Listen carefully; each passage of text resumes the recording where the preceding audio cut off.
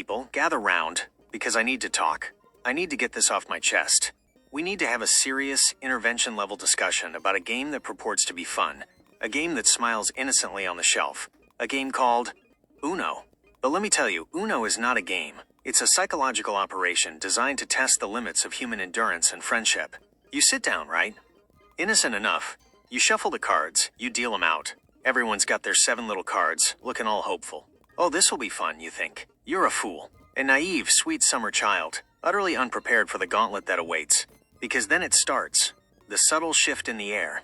Someone plays a red 7. Fine. Someone plays another red card.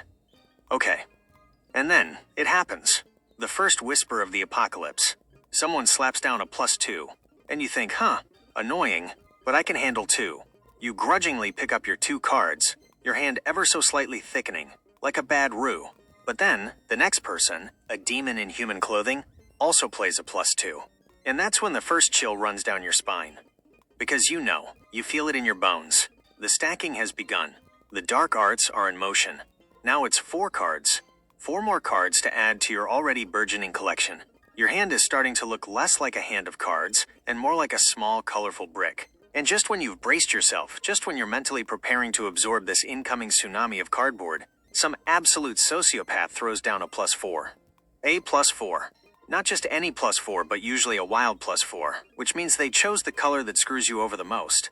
They look at you with those innocent eyes, those eyes that just condemned you to an eternity of shuffling, and they say green, as if daring you to challenge their dominion. Now you're not just holding 4 cards or 6 cards or even 8 cards. Oh no, my friends. You are holding all the cards. You are the designated card holder for the entire table. Your hand is so thick you can't even fan it out properly anymore. You're holding it like a club. You could probably swat a small fly with the sheer mass of your Uno hand. The other players are down to 2 or 3 cards, practically skipping with glee, while you're over here looking like you just wrestled a rainbow-colored porcupine. And the indignity. They're asking you, do you have a green, sweetie? Like you're a toddler struggling to find your nose. You're rifling through a deck that could almost qualify as a legal tender, sweating profusely, trying to find a single green card amongst the vast, endless wasteland of blues, yellows, and reds. You've got cards from 3 different expansions you didn't even know existed. Is that a special edition holographic skip card from 2005? Probably. Because you have it. But the true villain of this saga, the card that makes my blood boil, the card that has caused more marital disputes than mismatched socks, is the infamous Uno reverse card. Oh, it's a beautiful thing when you use it. A glorious golden moment of vengeance. You're down to 2 cards, someone tries to nail you with a +2, and BAM! Reverse. Take that, sucker. However, the universe, in its infinite cruelty, always finds a way to send that reverse back to you. You stack a +2, someone reverses it back. You try to pass a +4, someone reverses it, and then the person after them, a true master of chaos, also reverses it, and suddenly that beautiful, devastating +4, along with the other 4 cards from the previous +2, along with the 2 cards from the initial +2, all come barreling down on you like a freight train of primary colors. You, my friend, are not playing Uno. You are playing how many cards can one human being physically hold before their fingers cramp and their soul despairs. Your hand is a monument to the collective sadism of your friends and family. It's so big you have to use both hands, maybe even your chin, to balance the sheer volume.